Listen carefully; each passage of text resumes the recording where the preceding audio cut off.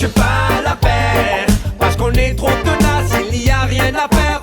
Bonjour, jeudi 9 octobre, on est en grève devant l'ARS, l'Agence régionale de santé. On est là pour nos salaires, bien sûr, nos retraites et pour les 80 ans de la plus belle conquête des travailleurs, notre sécurité sociale. C'est donc un rassemblement interprofessionnel de la CGT, puisque la Sécu, ça concerne tout le monde. Et dans un second temps, on vous parlera également du CSE qui a eu lieu mardi. Notre mouvement social depuis le 10 septembre a permis l'instabilité politique qu'on constate aujourd'hui et a également permis de faire sauter 2 premiers ministres et 2 gouvernements. La revenante démissionnaire, Madame 49.3 Elisabeth Borne, parle même de suspendre l'application de la réforme des retraites.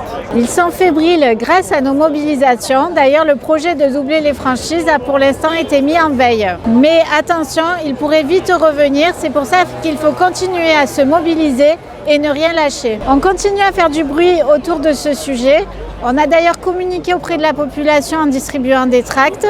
Et Jean-Marie, notre secrétaire général, était dans la Marseillaise avant-hier. Leur projet, en fait, c'est d'abaisser progressivement les remboursements de la Sécu pour augmenter le reste à charge aux assurés, en fait. Et tout ça, en fait, ça aboutit au gavage des assurances privées. À long terme, c'est l'avènement de la logique assurantielle pour de plus en plus confier la santé au secteur privé. C'est cette logique qu'on a dénoncée mardi au CSE avec la disparition programmée des CAM, les conseillers assurance maladie, au profit entre autres des CPTS, les communautés professionnelles territoriales de santé. Notre directeur nous a dit qu'il bénéficie effectivement de financements publics et qu'il vérifierait l'utilisation des fonds et les cahiers des charges. Pas besoin d'être devin pour savoir ce que le secteur privé va faire de cet argent public. Il va s'en mettre une très grosse partie dans les poches.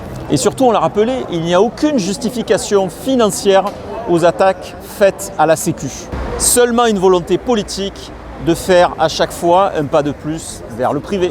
La direction essaie de nous rassurer sur le devenir des conseillers assurance maladie, en prétextant qu'on a du temps devant nous pour prévoir leur activité à l'avenir. Mais la lettre réseau sur laquelle elle s'appuie donne clairement 2026 comme clap de fin. En parlant de fin, nous venons tout juste d'apprendre l'arrêt total du logiciel Arpège. Alors la CGT le disait depuis déjà de nombreux mois que ce logiciel ne fonctionnerait jamais. Alors nous avons une très grande pensée pour nos camarades, les salariés, les assurés de la Loire-Atlantique et de Vendée qui, eux, sont encore sur ce logiciel totalement dysfonctionnel et qui crée de la précarité. La Fédération des organismes sociaux de la CGT va intervenir auprès de la direction nationale très prochainement pour trouver des solutions pour nos collègues de boulot et les assurés de ces 2 départements. D'ici là, continuez à nous suivre et vous le savez, on lâche rien. Nous on lâche pas